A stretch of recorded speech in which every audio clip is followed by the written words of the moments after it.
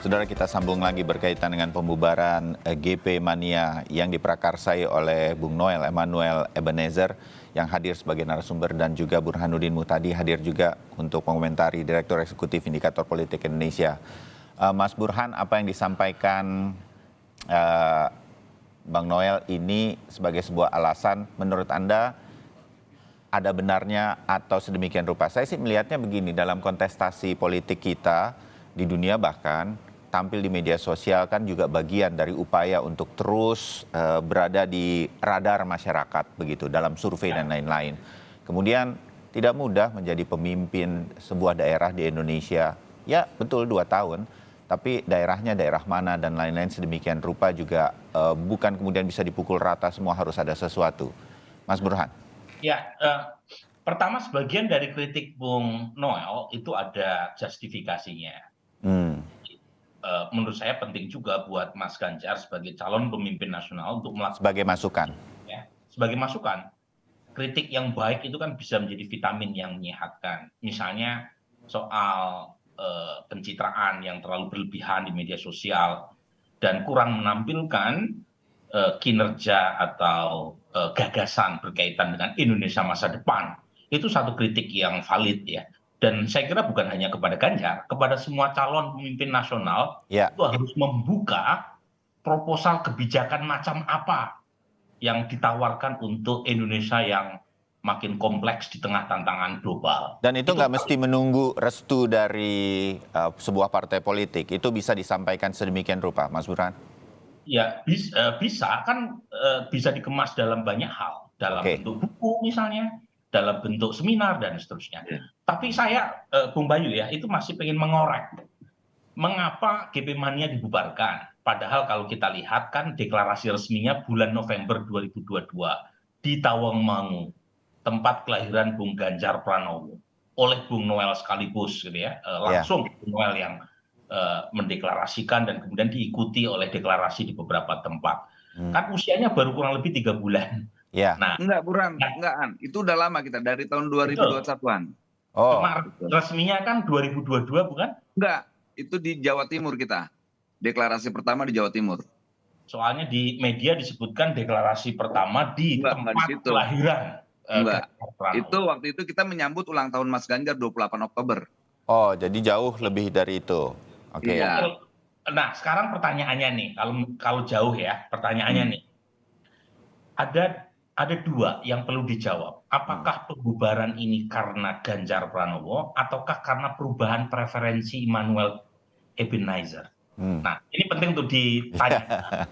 Karena kalau sebentar Bung Bayu. Oh, maaf. Kalau alasannya Ganjar Pranowo, kan Bung Emmanuel udah kenal Ganjar Pranowo sejak lama. Tadi bahkan disebut sejak 2021 deklarasikan memperjuangkan Ganjar Pranowo sebagai the next president. Tadi pengakuannya kan sejak 2021. Masa baru tahu tanda kutip kelemahan Bung Ganjar beberapa hari terakhir? Nah, atau jangan-jangan yang kedua, ya, mungkin ada perubahan preferensi. Mungkin Bung Noel melihat ada capres lain yang dianggap lebih berani atau lebih punya nyali, saya tidak tahu. Ya. Ini yang saya ingin tahu, apakah sebab yang pertama kemudian beralih, ataukah karena perubahan sikap dan posisi Bung Noel kemudian mencari justifikasi dengan mengatakan Ganjar tidak memenuhi kriteria sebagai pemimpin karena tidak punya nyali dan proposal kebijakan. Oke. Nah, itu mana yang pertama, mana yang sebab, mana yang akibat. Bang Itu Noel. yang perlu kita dengar. Gitu. Iya. Yang jelas tadi apa yang disampaikan Bung Burhan. Ternyata Bung Burhan ini lebih tahu soal Ganjar sebetulnya, tapi dia tidak mau mengungkapkan ke saya. Tapi yang jelas tidak memiliki proposal perubahan itu sendiri, gagasan dan sebagainya. Soal preferensi lantas kemudian saya harus memilih kandidat yang lain, itu udah pasti. Saya sampaikan, nggak mungkin model kayak saya, makhluk politik model kayak saya ini diam diri dalam melihat kontestasi politik 2024. Tapi yang paling penting, nggak kalah penting adalah ketika saya tidak mendukung Mas Ganjar lagi posisinya lagi tinggi-tingginya ya, bukan lagi posisinya lagi lemah. Jadi ketika ada orang coba melihat saya sebagai seorang oportunis, itu sudah saya sanggah ya. Mas Ganjar tuh lagi tinggi-tingginya, sama halnya ketika saya mengambil pilihan untuk membela sahabat saya Munarman. posisi saya lagi komisaris utama dengan gaji yang puluhan juta, mendapatkan bonus segala-galanya. Saya harus ngambil pilihan-pilihan yang tidak populer kayak begitulah. Tapi inilah seorang kalau kita sebagai aktivis harus mampu ngambil risiko pilihan apapun, dan saya harus bertanggungjawabkan. Sama halnya hari ini ketika saya membubarkan JP Mania, ya saya harus bertanggungjawabkan apa yang menjadi keyakinan politik saya. Kayak gitulah kira-kira Bayu dan Mas Burhan. Jadi saya konfirmasi, Anda akan berpindah ke calon presiden yang lain nantinya. Sekarang sudah punya preferensinya?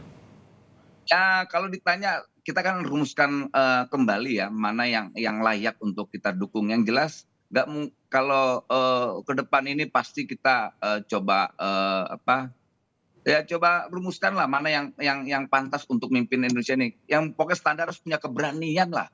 Gitu. Karena ini kita melawankan para kleptokrasi ini gila-gilaan.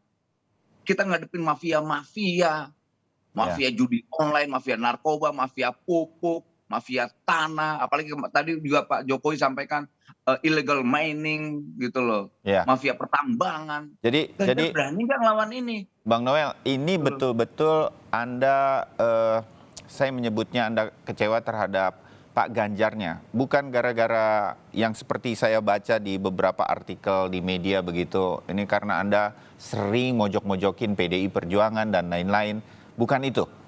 Gak ada, mana apa kita mojokin PDIP. Itu sikap atau narasi yang diciptakan oleh Cokro TV yang mantan kader partai bocil. Oke, saya mengerti. Itu saja saya mau ingin konfirmasi. Tapi sedikit mengulangi dan mempertegas yang Mas Burhan sampaikan. Mentor saya itu PDIP semua. Ya. Senior saya itu dari PDIP. Oke. Nah, kalau begitu Bang Noel, kan Anda udah mendukung sejak awal dan itu bukan pada saat, kalau kita menghitung ketika deklarasi GP Mania, itu kan sebelumnya deklarasi pun Anda sudah pasti berkomunikasi dan sempat meyakini Ganjar Pranowo nih yang akan saya dukung. Nah, sampai hari ini, sejak waktu itu sampai hari ini, itu nggak pernah Anda bisa berkomunikasi sedikit, memberikan sedikit perubahan. Kan itu yang dibutuhkan oleh seorang calon pemimpin. Orang-orang yang berani bersuara, memberikan masukan berbeda, sehingga calon yang dipimpin itu makin lengkap. Nggak mundur, kalau menurut saya. Gini, saya yakin Burhan ini punya jaringan lah di Jawa Tengah. Emangnya Ganjar mau diajak diskusi? Emangnya Ganjar mau mendengar omongan orang? Kalau dari sekelas Anda, Mas Burhan, masa enggak? Enggak mau?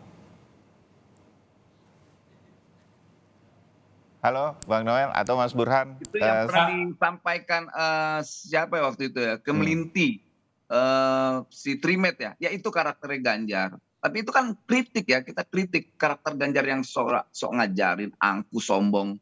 Kayak gitu yang nggak mau dengar orang, merasa pintar sendiri. Sebetulnya Ganjar tunjukin bahwa dia bukan tipikal yang begitu. Apalagi dia seorang politisi, calon pemimpin. Pemimpin harus bisa mampu mendengar. Tidak apalagi ini. Salah satu yang saya kritik juga, Ganjar tidak punya loyalitas. Pemimpin harus punya loyalitas, dan loyalitas itu dua arah, tidak dengan satu arah.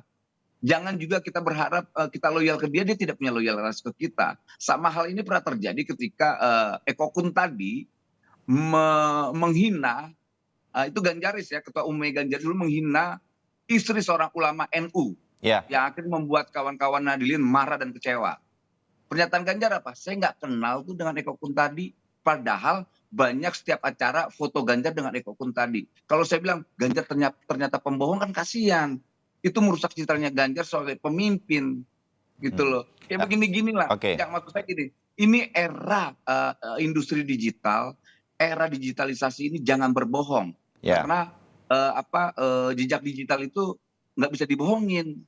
Gitu loh Bayu. Ya, sekali lagi tapi saya ingin konfirmasi, Anda sudah berupaya untuk berkomunikasi, memberikan masukan, tapi bagi Anda itu ternyata tidak membuahkan hasil. Begitu Bung Noel ya, kepada Pak Ganjar. Ya udah kira-kira begitulah. Mudah-mudahan ini jadi masukan kan buat Pak Ganjar dan juga pemimpin yang lain. Kalau ada pendukung-pendukung keras, die hard kayak Bang Noel ini, coba didengarkan. Tapi Mas Burhan, upaya-upaya pendukungan dan kemudian bisa jadi orang seperti Bang Noel ini akan berpindah sedemikian rupa dalam perpolitikan nasional. Bagi para calon-calon nih begitu, bagaimana sebetulnya kita bisa melihatnya secara garis besar dalam politik kita menjelang Pilpres 2024, Mas Burhan? Ya, begini Bung Bayu ya, jangankan relawan politik yang relatifly kurang terstruktur ya dibanding partai politik. Aktivis partai pun itu mudah berpindah-pindah partai, mudah pindah-pindah afiliasi. Kita mengenal istilah kutu loncat ya untuk menyebut beberapa kawan partai yang punya histori pindah partai sering sekali gitu ya. Ya, Jadi saya sendiri tidak terlalu kaget ya dengan fenomena semacam ini karena relawan dari sisi struktur dan organisasi kan lebih loose ya ketimbang partai. Ya, Bahkan betul. partai pun ketika sudah menetapkan capres resmi itu belum tentu diikuti oleh kadernya. Kita misalnya bisa melihat tahun 2004 ketika Golkar memutuskan Pak Wiranto sebagai capres, itu Pak Yusuf Kalla yang notabene adalah elit partai Golkar itu justru menjadi pendamping Pak SBY yang ya, kemudian diikuti oleh sebagian pendukung atau pengurus Golkar yang lain. Termasuk misalnya dalam kasus Pilpres 2009, 2014, 2019 itu selalu ada gitu ya semacam variasi dukungan di antara elit partai. Nah, kalau kemudian partai yang terstruktur aja seperti ini gitu ya, kita tentu tidak bisa gitu ya memaksakan pilihan atau oke. preferensi orang harus sama. Nah, tentu saja publik yang akan menilai soal apakah ini sebentuk komitmen yang kurang tegas atau loyalitas atau konsistensi itu kan publik aja yang menilai. Ataukah Oke. memang mereka bisa menilai atau memahami, merasionalisasi alasan yang diberikan oleh Bung Noel, silakan publik yang jadi hakimnya. Oke, kalau Anda, Bung Noel, apa yang sebenarnya Anda ingin sampaikan? Kepada siapa sebenarnya pesan pembubaran GP Mania ini Anda ingin sampaikan dan apa key message-nya itu, Bung Noel? Ini, saya punya tanggung jawab moral dan politik dalam tindakan politik saya. Pembubaran itu saya sampaikan pertimbangannya yang tadi saya sampaikan awal. Ganjar tidak memiliki gagasan buat Indonesia ke depan. Kedua, Ganjar tidak punya keberanian. Kita butuh pemimpin yang punya nyali lah. Nyali tak usah melawan partai. Nyali bukan melawan ketua umumnya. Nyali untuk menyampaikan gagasan aja, tak usah ribet-ribet lah gitu loh. Karena 2024 nanti banyak kerjaan-kerjaan Jokowi saya yakinin itu akan diganggu. Berani nggak dia bilang saya akan mengawal legasinya Presiden Jokowi. Apalagi saya pendukung garis kerasnya Jokowi. Gitu. Itu aja deh, tak usah ribet-ribet gitu loh. Itu tidak kita dapatkan. Ya. Dan Anda nggak mau nunggu, jangan-jangan nanti pada saatnya itu sebenarnya akan terjadi. Dan itu nggak mungkin terjadi di Ganjar. Saya yakinkan Ganjar tidak punya nyali. Oh.